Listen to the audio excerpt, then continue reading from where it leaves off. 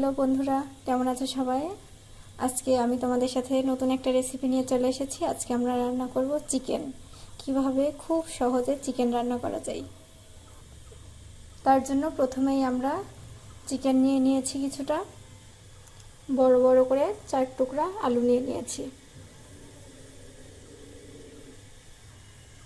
তার সাথে নিয়েছি আমরা পেঁয়াজ বাটা, পেঁয়াজ কুচি, আদা বাটা, রসুন বাটা, জিরা বাটা এবং শুকনো মরিচ বাটা আর 2 টুকরো কাঁচামরিচ। এই মশলাটা শিলপাটায় বেটে নেওয়া। যদিও শিলপাটায় বাটার মশলাটা ব্লেন্ডার করা থেকে বেশি টেস্ট হয়। চলুন আমরা আজকে শিলপাটায় বাটা মশলার মাংস রান্না করব। তার সাথে একটা তেজপাতা, একটা এলাচটা থেতলিয়ে নিতে হবে, 2 টুকরো লবঙ্গ, 2 টুকরো গোলমরিচ আর 1 টুকরো গরম মশলা। কড়াইটাকে বসিয়ে এবারে আমরা তেল গরম করে নিব আর প্রথমেই আলুটাকে ভেজে নিব।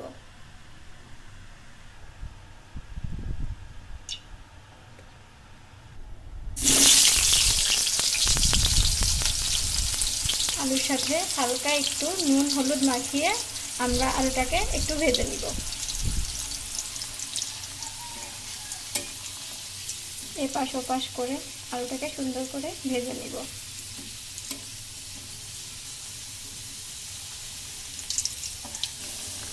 দেখতে পাচ্ছেন আলুটা প্রায় ভাজি হয়ে গেছে। এবার আমরা আলুটাকে উঠিয়ে নিব।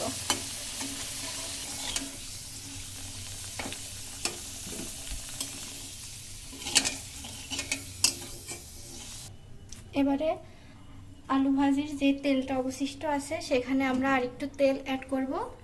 যদি আপনাদের কাছে বেশি মনে হয় আপনারা অ্যাড নাও করতে পারেন। আমার কাছে মনে হচ্ছে তেলটা একটু কম হবে, এই জন্য আমরা একটু তেল অ্যাড করব। তেলটা গরম হয়ে গেছে। এবারে আস্তে আস্তে আমরা তেজপাতা দিব 2টা।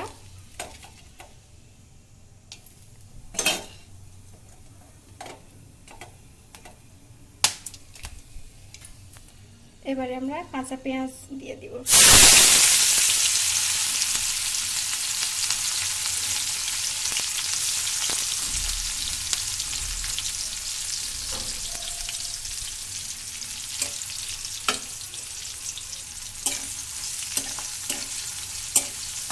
পেঁয়াজটা হালকা ভাজা ভাজা হয়ে আসলে আমরা বেটে রাখা উপকরণগুলো অ্যাড করব।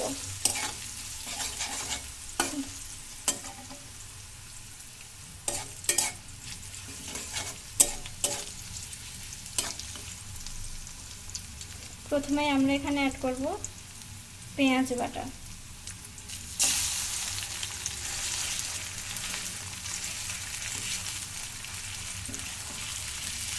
পেঁয়াজটাকে একটু ভাজা ভাজা করে নিব যাতে পেঁয়াজ থেকে কাঁচা গন্ধটা চলে যায়।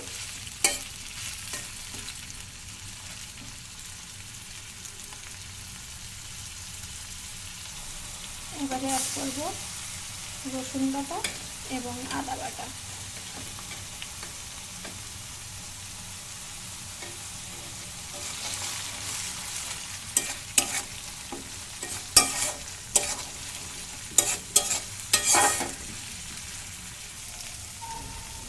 এবারে আমরা অ্যাড করব জিরে বাটা এবং শুকনো মরিচ বাটা।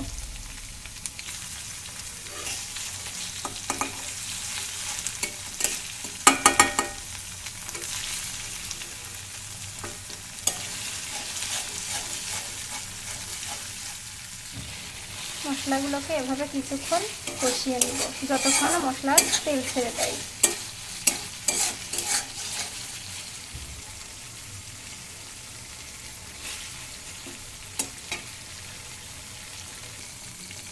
এবার আমরা এখানে 1/2 চামচ ধনিয়ার গুঁড়া অ্যাড করব। সাথে হলুদের গুঁড়া দিব একটু পরিমাণ মতো, আর লবণ অ্যাড করব।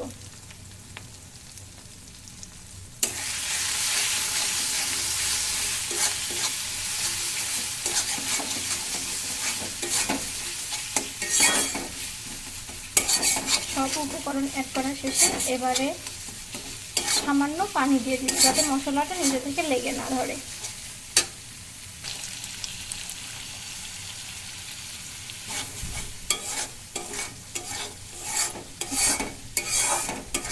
জল অ্যাড করা শেষে এবারে আমরা মশলাটাকে সুন্দর করে কষিয়ে নেব যতক্ষণ না পর্যন্ত তেল ছেড়ে দেয়। দেখতে পাচ্ছেন মশলা থেকে সুন্দরভাবে তেল ছেড়ে দিয়েছে। এবারে আমরা মাংসটাকে এখানে অ্যাড করে কিছুক্ষণ কষিয়ে নিব মাংসটাকে।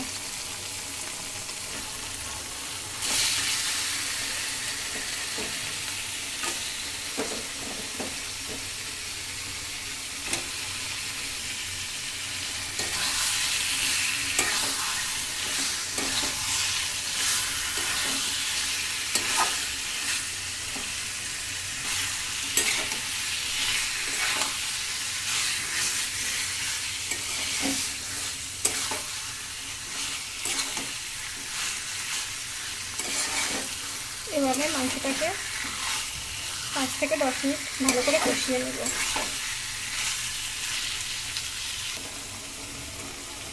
কষানো মাংস থেকে অলরেডি তেল ছেড়ে দিয়েছে, আরও 3 থেকে 4 মিনিট ভালোভাবে কষিয়ে দেব।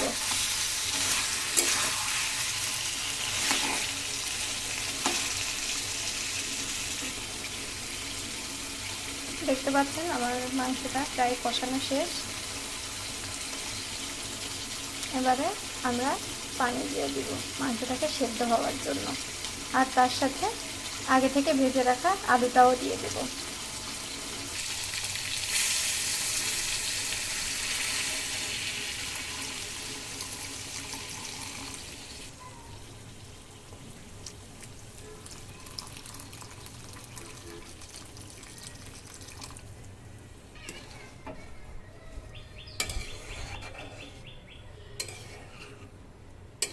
পানি অ্যাড শেষে এবারে আমরা আলুগুলো অ্যাড করব।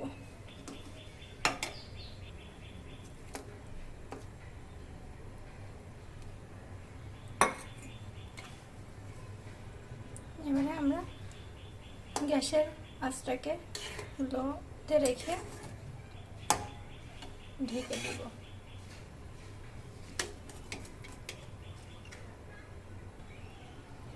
এখানে ফ্লেভারের জন্য আমরা আগে থেকে কেটে রাখা 2টা কাঁচামরিচকে 4 ফালি করে অ্যাড করে দিব।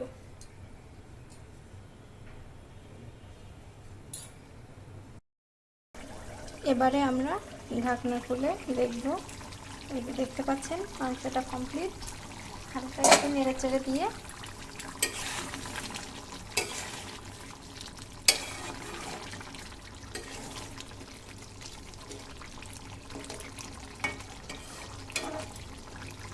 এখানে আমরা 1 চামচ গরম মশলা অ্যাড করব।